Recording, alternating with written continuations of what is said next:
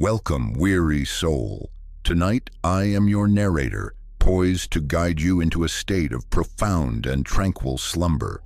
Before we commence, please remember to engage with the video by liking it and subscribing for an array of additional bedtime narratives. Feel free to share in the comments your current viewing location and the prevailing time.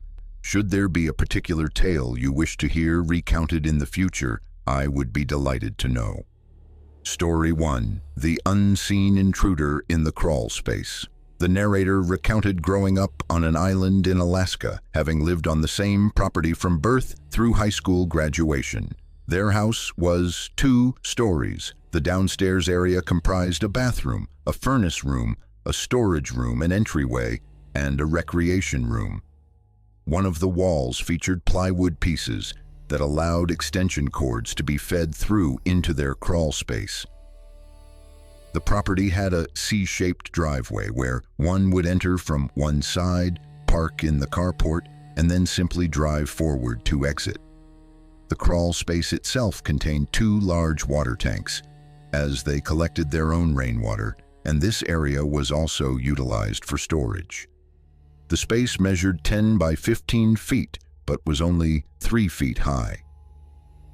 To access the water tanks, a cover had to be lifted. The crawl space could only be entered from the side of the house, through a small 2 by 2 foot door, which was equipped with a heavy-duty lock, although they never actually used it to secure the door. Their dog, Brewster, a 130-pound Weimaraner chocolate lab mix, had his designated area on this side of the house.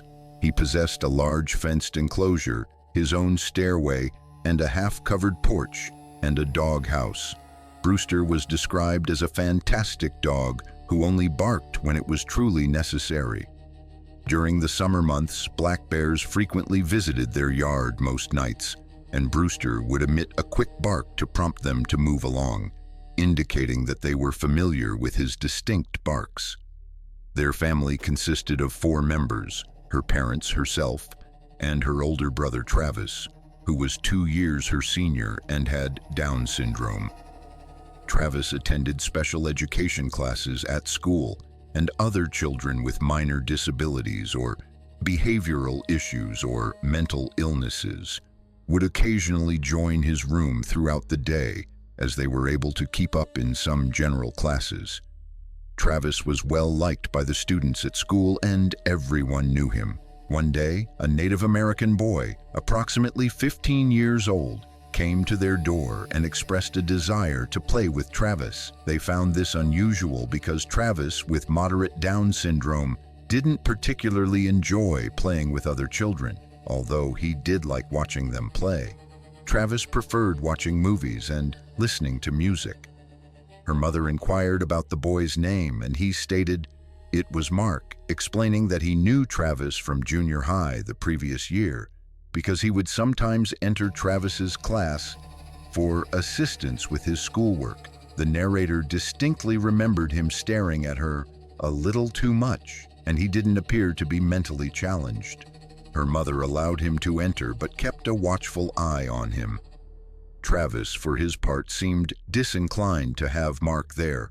Her mother eventually informed Mark that they would soon be having dinner and that it was time for him to depart.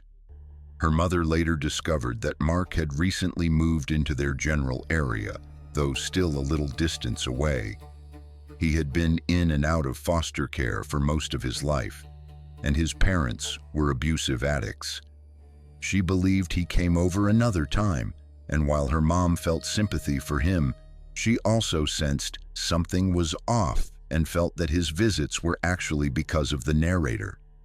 Her mother politely informed him that Travis didn't genuinely enjoy having visitors, and Mark seemed to accept this, never visiting again. Her parents regularly attended a church service on Wednesday evenings, typically being gone for a couple of hours. The narrator would stay home with Travis. At the time, she was 11 and he was 13. She had started helping out in the church nursery when she was 9, and when she turned 11, she and her best friends took a babysitting course that included CPR and first aid training. They would babysit together, and by age 12 began babysitting on their own. Her mother was a homemaker and was almost always at home, except for the Wednesday church service. Her parents did not drink alcohol, use drugs, or smoke, and she could only recall a few instances where her parents went out and they required a babysitter.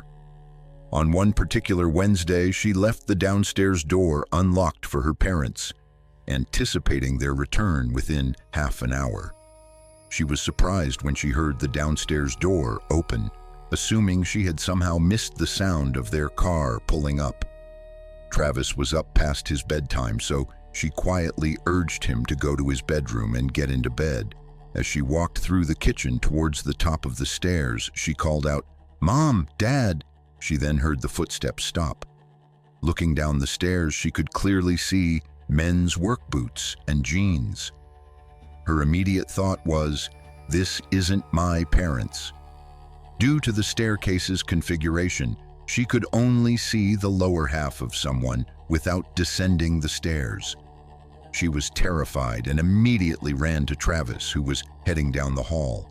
She grabbed him and dragged him to her parents' bedroom because it was the only room that had a lock, a phone, and where rifles were kept, implying a sense of security. Her brother, like many kids with Down syndrome, was very stubborn and simply wanted to go into his own room, but she managed to get him to sit down on the bed. She tried to keep him confined to the room while simultaneously grabbing a gun and attempting to call her neighbor.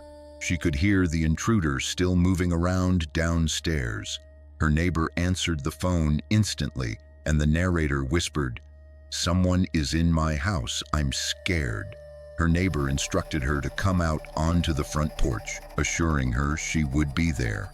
The narrator mustered her courage, ran to the door, and got outside. Thankfully, her neighbor was already in their driveway, accompanied by her own hound dog. Her neighbor informed her that she would enter the house through the downstairs door. She disappeared from sight, but quickly reappeared, stating that the door was locked. She then made her way up the stairs. She reached the top just as they heard the downstairs door open and the crunching of gravel, indicating that the intruder was running off. Her neighbor released her dog's leash, and the dog chased the person into the woods. The dog returned 10 minutes later, and their neighbors remained with them until her parents arrived home. The police were never called, as her parents, she believed, assumed it was merely a neighbor boy playing a prank, given that they lived in a safe area where their primary concerns were bears and the occasional wolf. A week after this unsettling incident, their dog, Brewster, began to bark precisely 15 minutes after they went to bed every single night. They would look out the windows but never saw anything. They concluded it was probably bears, as it was springtime, and Brewster was likely just readapting to their presence. This pattern of barking persisted for a couple of months. One night, her best friend Kate stayed over, and they decided to sleep downstairs so they could be louder and stay up as late as they wished. Kate had a brother who was 7 years older, and they asked him to bring them some alcoholic beverages. The narrator acknowledged they were young, but noted that it was a common practice in their town, where kids often started drinking, smoking, and engaging in other activities in middle school out of sheer boredom, partly due to the area receiving 13 feet of rain annually, compelling them to spend a lot of time indoors. It was a little after midnight, and Kate's brother had still not shown up, and unusually, Brewster had not barked that night either. They were sitting on the stairs, braiding each other's hair, when they both simultaneously experienced the distinct feeling that someone was looking at us. They looked over and saw a guy staring into the window. They ran upstairs in a panic. They briefly considered it might have been Kate's brother, but he wouldn't have come to the window to spy on them, and the face seemed too dark to be his.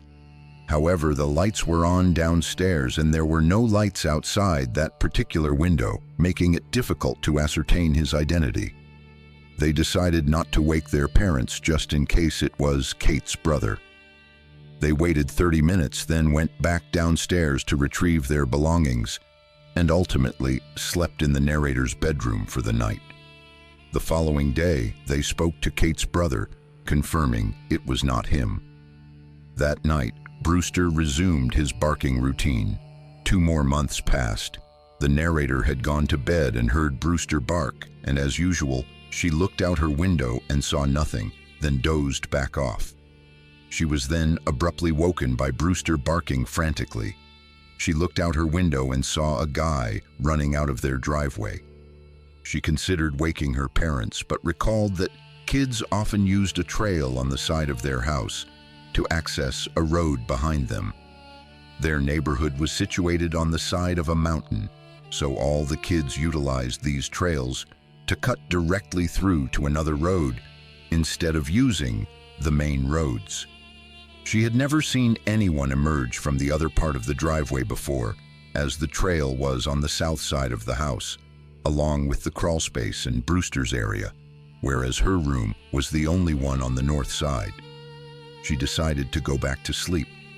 She was tossing and turning, and about 15 minutes later, she began to smell smoke. She went to the hall, and the smell was significantly stronger, and the air was starting to become hazy in Travis's room, which was directly across from hers. She screamed, "Fire, fire!" waking her parents. Travis initially resisted getting out of bed, but thank God for the strength of adrenaline, they managed to get outside. Flames were pouring out of the crawl space. They quickly got Brewster out of his enclosure. All their neighbors emerged to help them.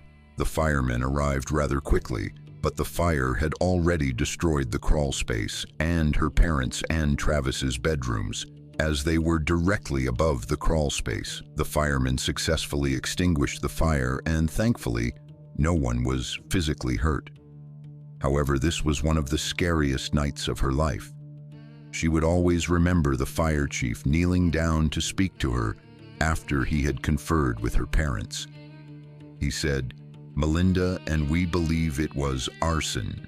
She looked at him with tears streaming down her face and angrily blurted out, "Who was arson?" Everyone present started laughing so hard, and she thought, "How is this funny?" An arson, she reasoned, could have killed her family.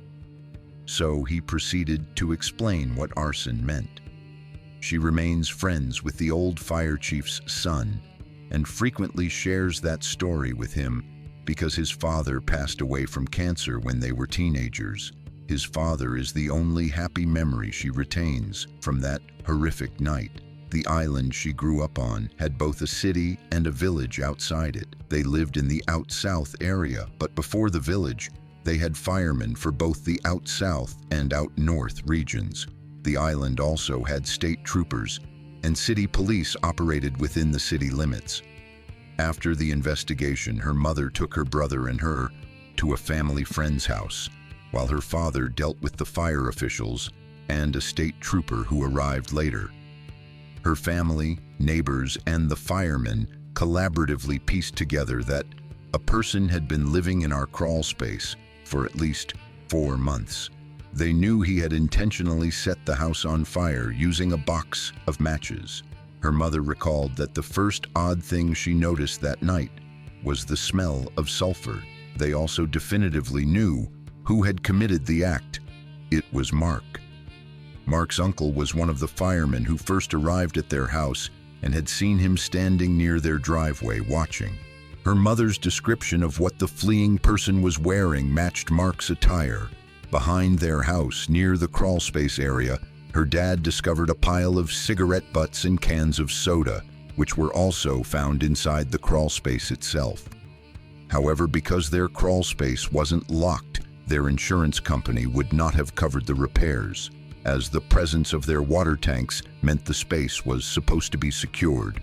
Therefore, her parents never reported anything to the police, and the firemen also remained silent, understanding that pursuing the matter could have left the family without a home, a house her father had painstakingly built. It took 4 months for their house to be fully repaired, and it continued to smell faintly of ozone even years later. What continues to bother her most is the disturbing realization that Mark had seen me and my friends undressed numerous times while changing in the rec room during tons of sleepovers. where he'd set up shop, was ranked next to the plywood with the holes drilled through. He listened to all of our secrets. She never disclosed to her friends that he had seen or heard them during their sleepovers because she didn't want them to experience the profound sickness she felt and still feels in her stomach. To this day, she still experiences difficulties when she is home alone. She cannot sleep if she is the only adult in the house. She keeps the volume on everything very low, and she is afraid to shower, preferring to be able to see the front. She continues to suffer from night terrors, even at 34 years old. She has been grappling with anxiety since the fire and has experienced panic attacks since she was 18. Just recently, she was diagnosed with PTSD. The intruder, who was in his early 20s at the time, was later caught for burning down several other houses and was finally incarcerated. All of her childhood toys had been stored in that crawl space, along with many of her family's sentimental possessions, all of which were lost in the fire. Story 2: The Perilous Canadian Road Trip. The narrator was born and raised in Alaska, specifically Anchorage, and had decided to commence her undergraduate studies in a small college town located in Montana. However, due to numerous financial difficulties, her family and she determined that her returning home and attending school locally would be their most practical course of action. As the academic year concluded, her mother flew down to meet her for a road trip through Canada before they would re-enter the United States on the Alaskan side, as planned. Given her prior intention to reside in Montana for 4 years, her car was heavily laden with many possessions, making her reluctant to speed on unfamiliar roadways. The initial day or so of the journey was pleasant.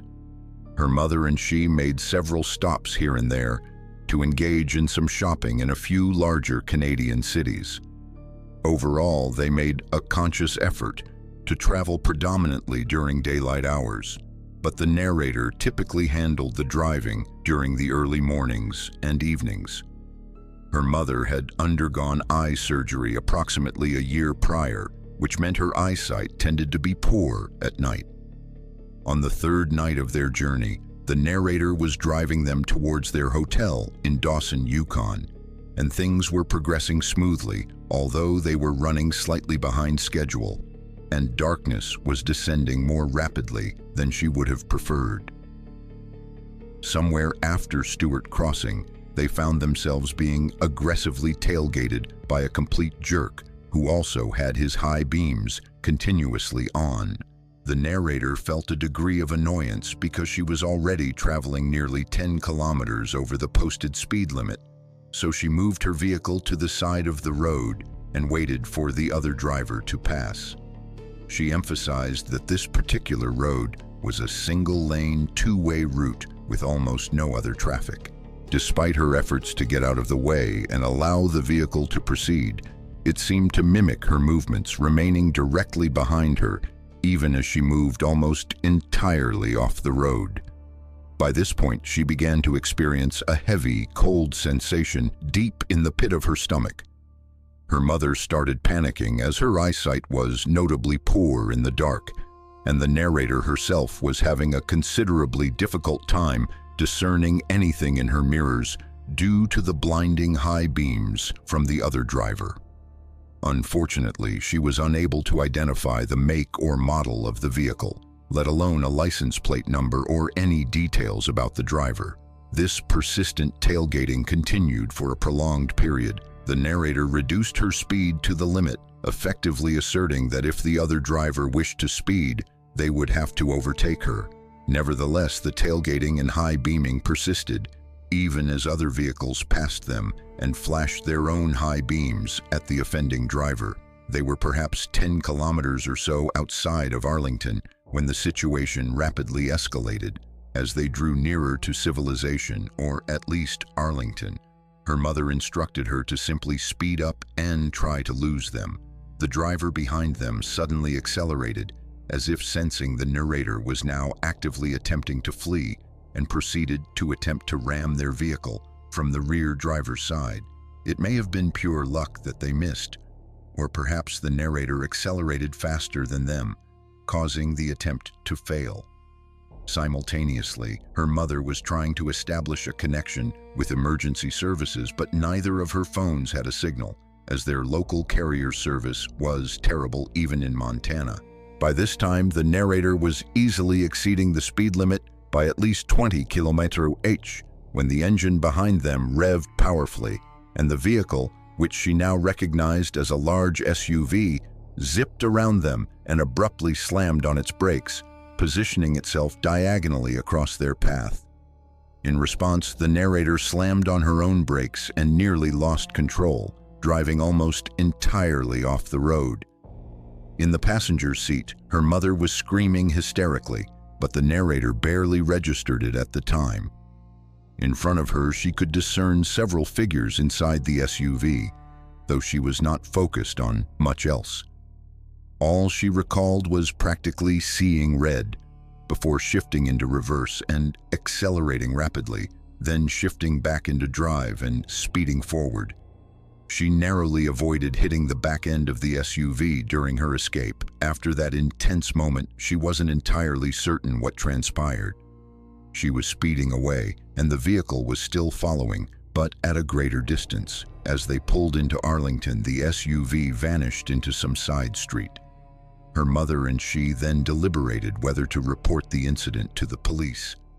They stopped at the first illuminated establishment, a hotel, and her mother rushed inside to use the phone.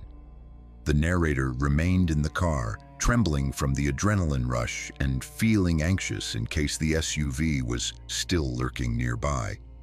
She attempted to rationalize the event, thinking perhaps it was just some idiot teenagers who lacked understanding of driving etiquette or how to maneuver around another vehicle, or perhaps it was merely a prank. She even considered it might have been related to insurance fraud, but the individuals seemed more intent on forcing her off the road than on causing her to collide with them. In the end, nothing was or could be done by the local police, so her mother and she continued their journey to Dawson, feeling alone and slightly paranoid. Upon their return, they mutually agreed not to disclose this incident to Dan because he was already sufficiently controlling and paranoid. The narrator supposed his paranoia was not entirely unfounded, considering that if circumstances had unfolded differently, she might not have been alive to share this story with others. Story 3: The Terrifying Encounter on the Russian River. The narrator, a 25-year-old male, recounted an incident that transpired when he was approximately 12 years old. It occurred during a week-long fishing trip with his family. He grew up in a small community named Two Rivers, Alaska, located about 50 miles south of the Arctic Circle. He used the term town rather loosely, as it was essentially a 15-mile stretch of road situated amidst the woods, approximately an hour north of Fairbanks, the nearest actual town. The area featured dirt roads and houses branching out along the main thoroughfare, nestled within a hilly and heavily wooded landscape, with only a single gas station, a laundromat, a cafe, and an elementary school, kindergarten through 8th grade, attended by about 50 children each year. He mentioned these details because, based on this rural upbringing, he was relatively naive concerning the potential for malevolence in people. However, his parents did attempt to educate him on this topic, offering advice to prevent being targeted by creeps. Don't talk to strangers. Always walk with your back straight, chest out, and eyes forward to look less vulnerable. And if anyone ever tries to kidnap you, kick, scratch, and claw and scream as loud as you can. He took this advice seriously, but eventually became complacent before this particular event unfolded. The incident took place in the middle of summer, specifically in June, and he distinctly recalled it being Father's Day, a detail that would later prove relevant. Summer in Alaska means 24 hours of daylight, with the sun remaining high in the sky throughout the entire day and night. The darkest it gets is when the sun dips low enough to be obscured by a hill, though the sky itself retains its blue hue and the weather remains mild and pleasant. This is in stark contrast to winter, when they experience only 3 hours of daylight per day and temperatures plummet to -40 degrees. His family, consisting of his mother, father, 2 brothers, aged 11 and 7, and his 11-year-old cousin, embarked on a week-long camping and fishing excursion down in southern Alaska. Southern Alaska, he described, is absolutely stunning, characterized by lush green forests and colossal mountains, truly God's country. Journeying far enough south, it even transitions into a literal rainforest. They drove approximately 200 miles south to an area known as the Russian River. One intimidating aspect of Alaska, he noted, is the ability to drive hundreds of miles in any direction without encountering any signs of civilization. It is simply vast, beautiful, untouched, and pristine wilderness, truly the last frontier. They arrived at the river around 3 in the afternoon and immediately set out to catch some salmon. They parked their camper in a designated parking lot and camping area situated on a hill, then proceeded to set up their tents. They hiked down a trail through the woods that zigzagged down the face of the hill, similar to a goat trail but equipped with railings. From the summit of the hill, one could hear the babbling river and glimpse parts of it through gaps in the trees. But as soon as they began their descent, they were instantly enveloped by thick vegetation and tall, dense trees, primarily spruce and birch. Upon reaching the river bottom, they encountered combat fishers everywhere. For those unfamiliar, combat fishing involves close quarters, shoulder-to-shoulder fishing, with people lining the river, vying for the same fish. Occasionally, if someone hooked a fish, another person might actually grab their line, sever it, and make off with the catch, and fistfights over fish and prime spots along the river were not uncommon. When onlookers spotted someone with a fish on their line, crowds would often stampede towards that area in an attempt to secure a catch themselves or seize an opportunity to steal one. It was, he remarked, weirdly intense for what would otherwise be a relaxing activity. They managed to find spots that weren't overly crowded, prepared their feeder lines, attached their lures, and began fishing. On his side of the river there was a small gravel bar, a slight incline, and a main trail mostly covered by a thin tree line, allowing people to walk up and down the river. Beyond that, thick vegetation ascended the hill where the camps were situated. On the opposite side of the river, there was a steep embankment and more dense wilderness. No trail, no camping spots, nothing but hundreds and hundreds of square miles of forest.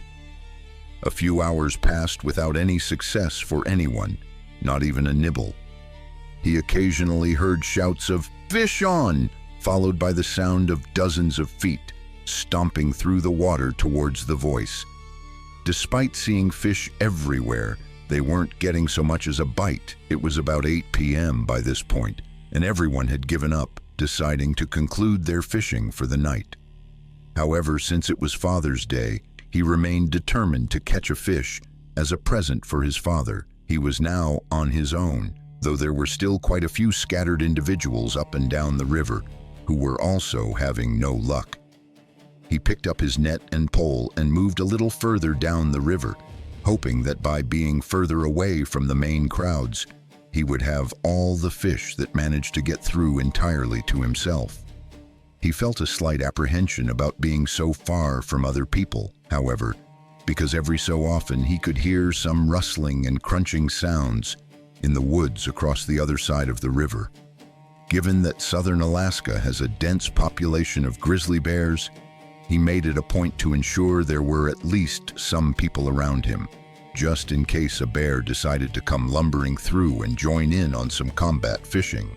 Grizzlies, despite their immense size, are often just as fearful of humans as humans are of them. unless they are startled, have cubs, or perceive humans as being in the way of their food, which was largely the case for those fishing in the river. He was slowly wading through the river at this point, merely attempting to snag a salmon in his net, having had terrible luck with his fishing rod. He was so engrossed in his goal that he failed to notice it was now 1 a.m. Holy crap, he thought, realizing that since the sun never set, he had completely lost track of time. He had been in the river for hours. The other thing he hadn't noticed was that, while concentrating so intently on catching a fish for his dad, he had wandered away from everyone. He looked up and down the river and there was absolutely no one in sight, not even the distant sounds of talking, walking through the water, or the splash of a line being cast. The only sound he could hear was the babbling of the quickly moving water around him as he stood wading in the middle of the river. He began to feel anxious and uncomfortable, which was uncharacteristic for him, as he had grown up in the woods. He started to experience tunnel vision, intently focusing on any sound that might emerge over the persistent noise of the water. He heard nothing until a rustle and the cliched snap of a twig. Any experienced woodsman, he noted, would confirm that the only things that snap twigs in the Alaskan woods are bears and people. What made it worse was that the sound originated from directly in front of him, up the embankment on the opposite side of the river, a location where no one should have been. He looked up at the embankment on the opposite bank of the river, about 25 feet from his position, and saw a blonde tuft of hair in the brush. He stared at it for a few seconds, not entirely sure of what he was seeing, nervous that it might be a bear.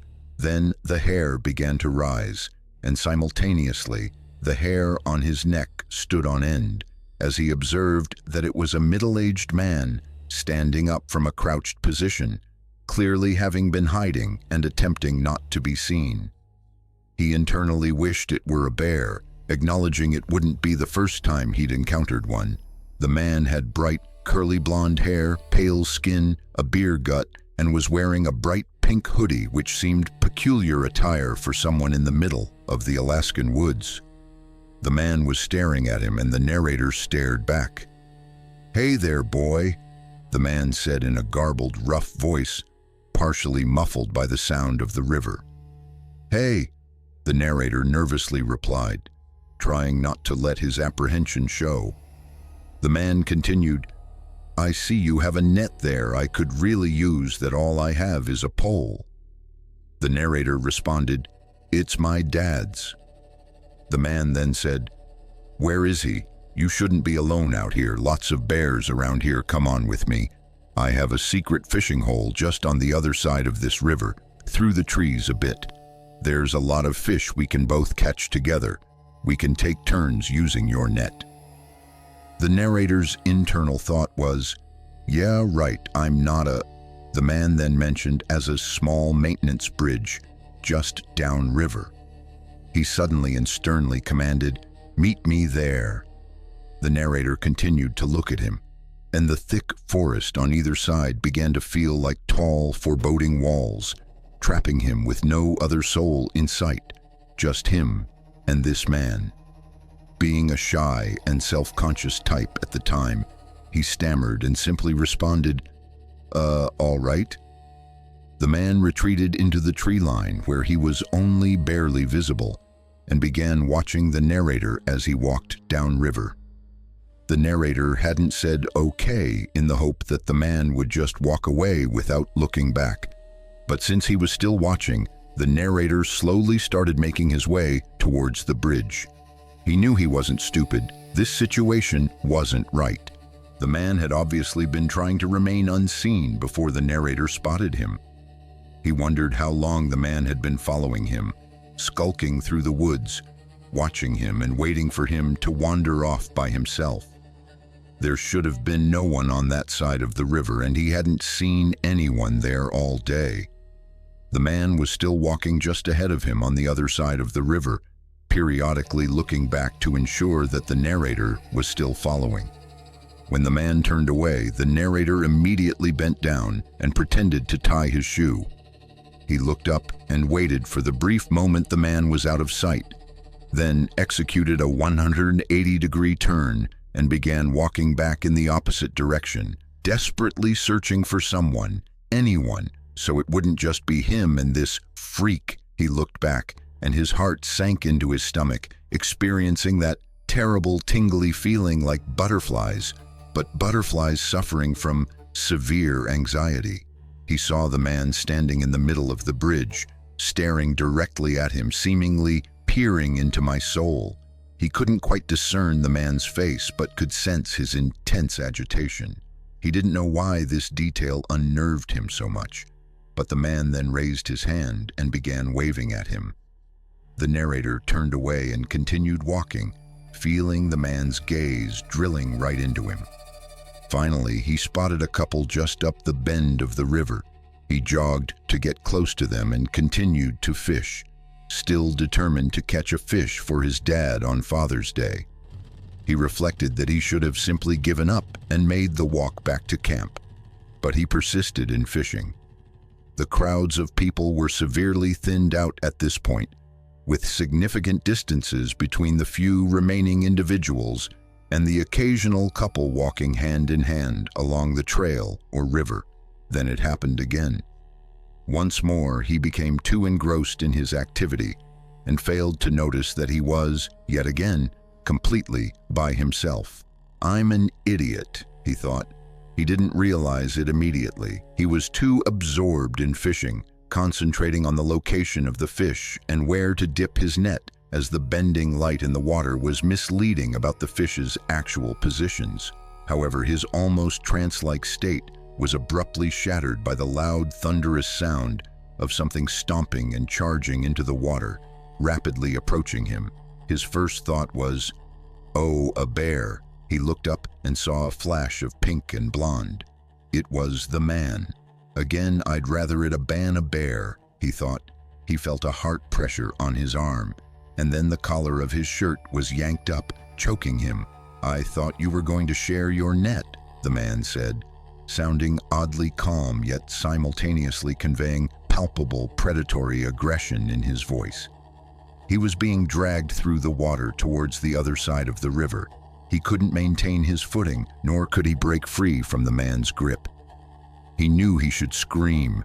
He desperately wanted to scream in his head, but he was frozen and confused.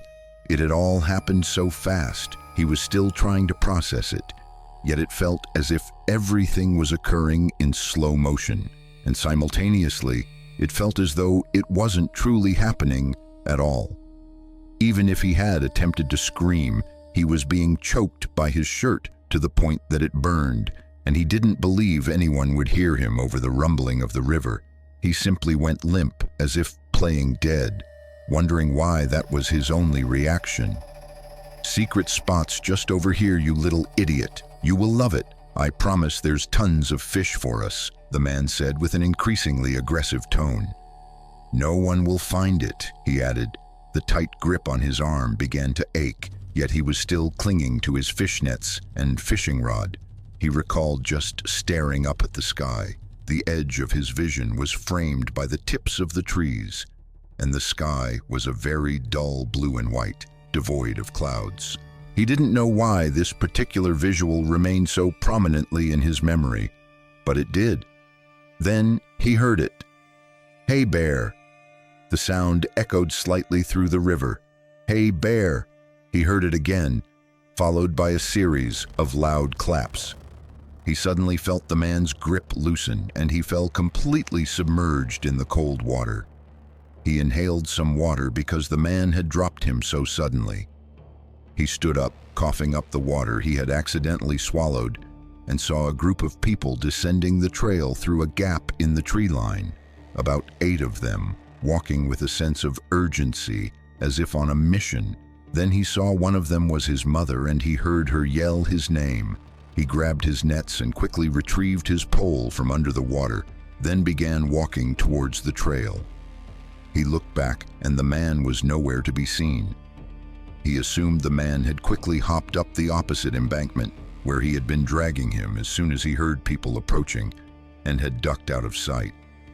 He joined the group, feeling immensely relieved, and decided he was done fishing for the night. It simply wasn't worth the risk of being potentially dragged off by that dirty Q-tip-looking curly-headed creep. The last thing he recalled seeing was that stupid pink hoodie. It was 3 a.m. and the sky was still bright. It turned out that his mother had grown worried because he hadn't returned from fishing yet, and it was so late, so she had dispatched his brothers and cousin with a walkie-talkie to go and search for him. They scoured the trail for about 30 minutes when they suddenly encountered a mother bear and her cub. They contacted his mom on the walkie-talkie and informed her they had run into a sow and her cub. His mother, rest her soul, immediately went into her own mama bear mode, and in order to protect her own cubs, she grabbed a rifle and gathered as many people from the neighboring camps as she could. They then set off on the trail to find his brothers, cousin, and him. They just happened to stumble upon him first, but they found his brothers and cousin soon after. They made their way back to camp, and he sat by the fire for about 30 minutes, contemplating everything that had just occurred. No one else had seen the man, and he never told anyone what had happened, perhaps feeling embarrassed that he had done nothing to fight the man off. The experience taught him that even in the Alaskan woods, you never know who may be watching you. Story 4. The British Hitchhiker's Ordeal. When the narrator's father was in his early 20s, he and a friend undertook a spontaneous trip to Alaska. Their primary motivation was that, as young men, they couldn't afford to travel anywhere else for a vacation. Both of them were British, which meant they stuck out like a sore thumb wherever they went, especially in rural Alaska. The two of them had previously traveled around Europe, but they were accustomed to doing so by utilizing hostels, where one typically walks in on the night of their stay to book a room, a practice quite common in Europe. The narrator had no idea why her father assumed the Alaskan wilderness would operate under the same principle. Consequently, they had not made prior arrangements for hotel bookings and were left in a difficult situation upon their arrival. They ended up getting around by hitchhiking, carrying all their belongings in backpacks. The narrator noted that while this was the late 1970s, making hitchhiking less perilous than it is today, it was still a kind of stupid idea. Things began to turn problematic about a week into their journey, as they ventured further away from civilization, and people became less inclined to offer them rides. At one point, increasingly desperate, they accepted an offer from a man who introduced himself as Dave. Dave drove a large cherry picker truck. He claimed to work for ConnectWorks, though the narrator was unsure if that was the exact name he used. She knew it was a well-known company, perhaps Big Tech Communications, where operating a boom lift would not be an unusual occurrence. Her father and his friend quickly started picking up weird vibes from Dave. However, they chose to disregard their gut feelings, reasoning that anyone working in such remote areas was bound to be a little eccentric. Dave had agreed to drop them off at a motel he was familiar with, but insisted they stop at several bars along the way. Since he represented their only opportunity to spend the night in an actual building, they reluctantly consented. Around the third bar, all of them were somewhat tipsy, and at some point, her dad and his friend lost track of Dave. Eventually, after a thorough search of the vicinity, it became clear that both he and his cherry picker were no longer present. This presented a significant problem as they had left their backpacks, along with most of their money and belongings, in the truck. Both of their passports were also gone, a double oops. The narrator was unsure of the specific events that transpired next, but she did know they managed to find someone who took pity on them and drove them to a police station. There, they provided a description of Dave and the name of the company he claimed to work for. However, when contacted, the company responded by stating that Dave was not an employee of theirs. and his truck did not match the description of the vehicles used by the company. Despite the police department's earnest efforts, they were unable to track him down. It was as if he had vanished into thin air. Her dad and his friend were naturally quite disheartened, to say the least. They ultimately contacted the embassy to resolve their passport issue, received some money, and ended up staying in the middle of nowhere, Alaska, for the remainder of their vacation. However, the narrator believed the most remarkable part of the story unfolded approximately 5 months later, back in England. Both of them had recovered from their miserable experience when they received a phone call from the individuals who had assisted them with their passport problem. Someone had anonymously returned their backpacks to the sheriff's department in the very town where they had been abandoned. Every single item was accounted for: passports, money, clothes. Not a single thing was missing. They could only speculate that Dave might have been attempting to lure them back to his home, using their belongings as collateral. Based on his strange personality and the falsehoods in his stories, this theory was not outside the realm of possibility. Nevertheless, they were immensely thankful that he appeared to have had a change of heart, returned their possessions, and that the situation never escalated any further.